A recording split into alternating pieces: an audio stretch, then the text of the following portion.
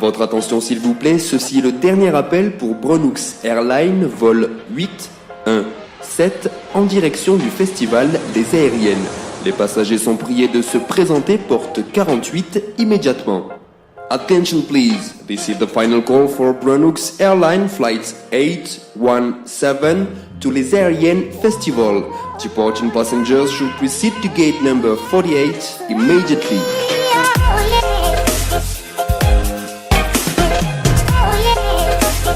Ici la tour de contrôle, vous avez l'autorisation d'atterrir. Début de l'émission dans 5, 4, 3, 2, 1.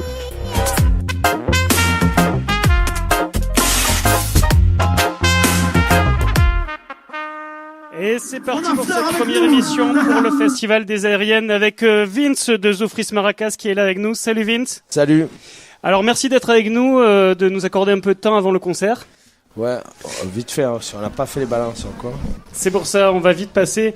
Alors, il faut savoir juste une petite histoire que pour la préparation de cette émission, il y a à peu près un an quand le festival s'est monté, les organisateurs sont venus nous voir en tant que radio partenaire et radio de bons goûts musicaux, nous disant vous connaîtrez pas quelques artistes qui pourraient coller à l'image de ce festival. On a proposé 3 noms, on a proposé Peter Tosh, on a appris après qu'il tournait plus depuis 1982, on le savait pas. On a proposé Paul McCartney qui a pas été retenu et Zoufris Maracas, donc on est super fiers de t'avoir avec nous aujourd'hui. Ok, ça fait plaisir. Merci d'être là. Je vais commencer vite fait par présenter ton groupe assez rapidement. 3 albums sur le pédigré de Zoufris Maracas. Prison dorée, Chien de vie et le live de la jungle qui est sorti en fin d'année dernière. Ouais. La naissance du groupe qui remonte à peu près à 10 ans. C'est ça. Un parcours pas toujours facile qui vous a mené au début à jouer de la rue aux terrasses de café, aux rames de la RATP l'hiver, puis ça a commencé en enregistrant 8 titres chez un ami.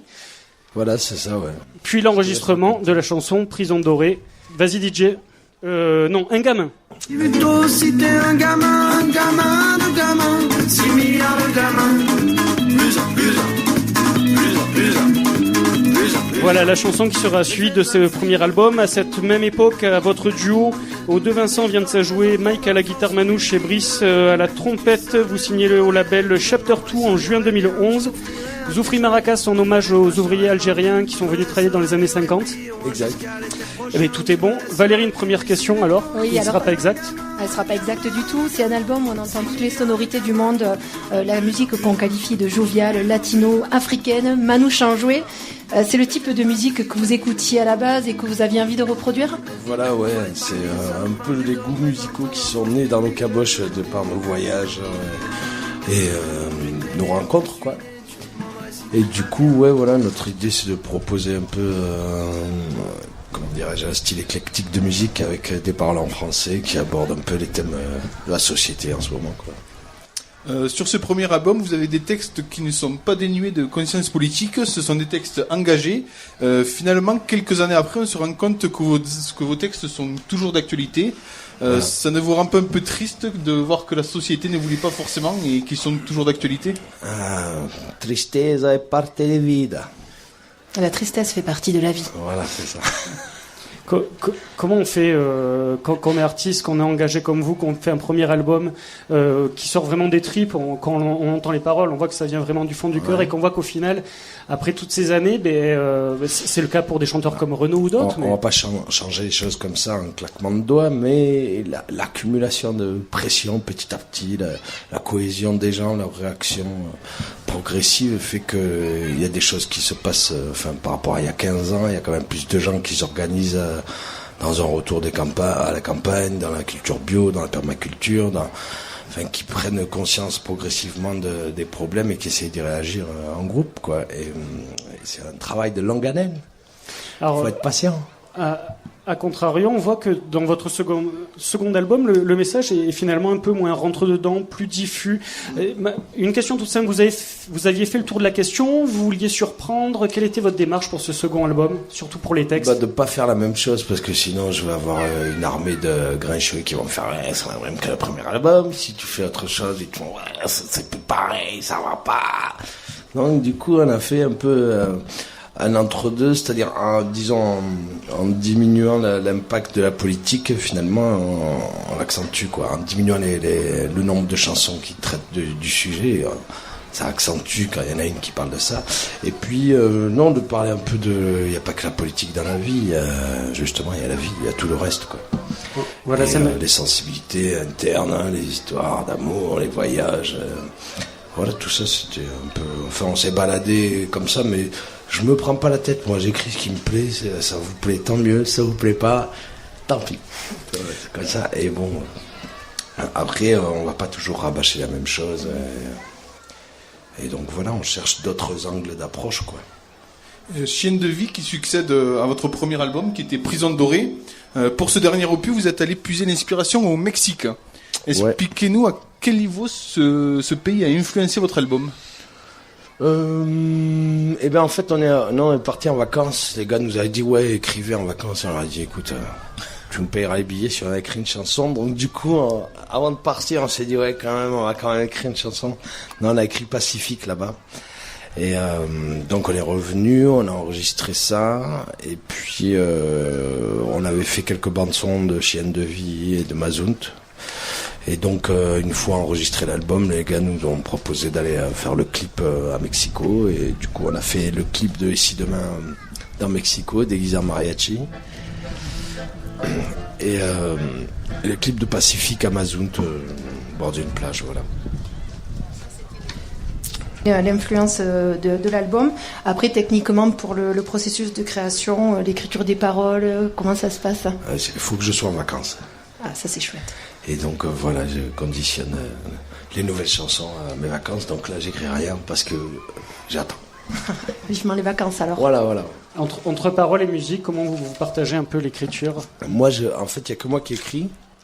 Et soit j'arrive avec des textes déjà faits, soit j'ai les accords avec, soit ils m'en proposent, quoi, tout simplement.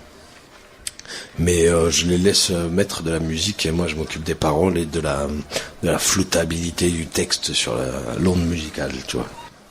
Alors toi, tu viens de Sète. Voilà. Mais tu as une histoire particulière donc avec Paris, où tu as commencé à percer, avec Toulouse également. Oui, j'ai fait un an à Toulouse au tout début de...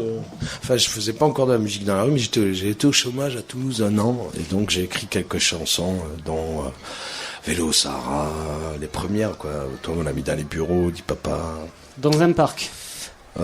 Accessoirement, ouais, dans mon salon, sinon un peu partout, quoi. En fait, je me trimballe avec ma guitare sur le dos, et dès que je m'ennuyais, hop, je prends un bout de papier, je me dis, tiens, ça c'est pas mal. C'est encore le cas? Tu te balades toujours Ouais, j'ai toujours mon bout de papier.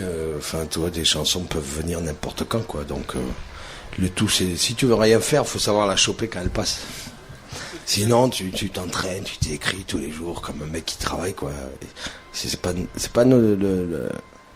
la dynamique initiale de notre démarche. Peut-être que la Lozère va vous inspirer, alors? Eh ben, je sais pas. Je t'avoue que je sais pas. Il faudrait que je me perde 2-3 jours, mais on a un grand jour demain au Ziguette ou après-demain, donc pas cette fois-ci, mais bon. D'ailleurs, je crois que vous êtes déjà venu vous produire en Lozère au Blémar il y a quelques années. Au Blémar, effectivement. C'était assez funky. On a eu 6 concerts d'affilée, on était rincés comme pas possible, mais on s'est éclaté, ouais, au Blémar, sous un petit chapiteau là. Voilà, avec le Rude Boy Crew, l'association Rude Boy Crew, qui est encore présente ici avec la fantasmagorique kermesse de Le Blémar, qui est à côté. Je t'inviterai à y aller après, c'est très très drôle. Valérie.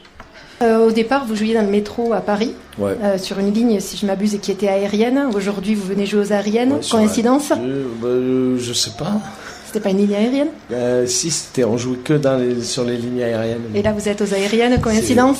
Peut-être. Je sais pas si c'est peut-être vos organisateurs qui l'ont fait exprès. Mais... Non, mais ça nous fait plaisir de venir là un peu dans un joli cadre comme ça, avec des avions. Je me demande si on va pas essayer d'aller faire un tour d'ailleurs. Peut-être jouer de l'avion. Pour finir, on ne prend pas trop de temps, on sait que tu as les balances, tout ça. Un 4e album prévu ou c'est pas encore... Il y a quelques chansons écrites. Mais je pense qu'on va plutôt l'enregistrer l'année prochaine. Alors, Zoufri Maracas qui ouvrira le festival à 19h. Tu parlais de Pacifique tout à l'heure, c'est bien parce qu'on l'a programmé. C'est une de mes chansons préférées de ce second album que j'adore vraiment. On va l'écouter maintenant, 19h. Les Zoufri, merci de nous avoir accordé un peu de temps. Cool. Et les entrées sont ouvertes. Vous pouvez d'ores et déjà aller sur la scène. Il y a Kali qui arrive dans quelques minutes et The Geek est vers 18h45. Merci beaucoup, Vince. Ok, merci à toutes. Merci. Cool.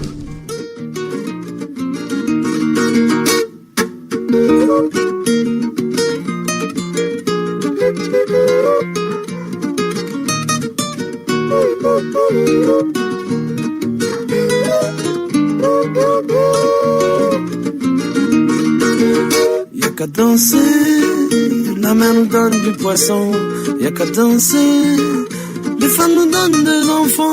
Y'a qu'à danser, les étoiles nous guident dans l'océan. Y'a qu'à danser, regardez passer le temps. Sur une île du Pacifique, la nuit leur donna 2 enfants, un curieux et un sympathique, qui écoutait passer le temps. Le premier, toujours en retard, l'autre debout tous les matins. Le premier a pris la guitare, l'autre étudia politicien. L'inspiré resta au village, il devint simple musicien. Le pressé partit en voyage pour se faire oublier des siens. L'a étudié 10 ans à l'université, l'a étudié comment manager les gens, l'a étudié comment marche la planche à billets, l'a fait un petit coup d'état, monter son petit gouvernement. Y'a qu'à danser, la main nous donne du poisson. Y'a qu'à danser, les femmes nous donnent des enfants. Y'a qu'à danser, la canne à sucre nous fait le rhum. Y'a qu'à danser et regarder passer le temps. Sur une île de tropiques, un jour déboula les gendarmes pour nous dire d'un air tragique: dégagez-moi tous ces cabanes. Faut pas faire chier, gendarmes, faut nous laisser danser. Faut pas faire chier, gendarmes, ça c'est la plage où on est né. Le gendarme voulait rien savoir, il a appliqué le règlement, il a sorti son arme, désingué la moitié des gens. Y'a qu'à chanter, y'a qu'à danser, y'a plus personne pour danser. Y'a qu'à jouer, y'a qu'à aimer, y'a plus personne à aimer. Le frérot, le musicien, sachant son frère politicien, au bureau de ce dernier, se rendit d'un pas décidé.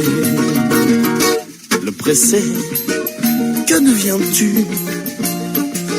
Sais-tu qu'au village en moutu, qu'on fout le feu à nos cabanes, qu'on nous empêche de vivre nus?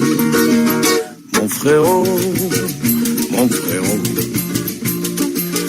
comprendre par ma position, mon frérot, je suis chef des institutions. Et vois-tu, cher ami, si les gens savaient d'où je viens, bien vois-tu, cher ami, je ne serai plus politicien. C'est pourquoi, cher monsieur, j'ai donné l'ordre d'évacuer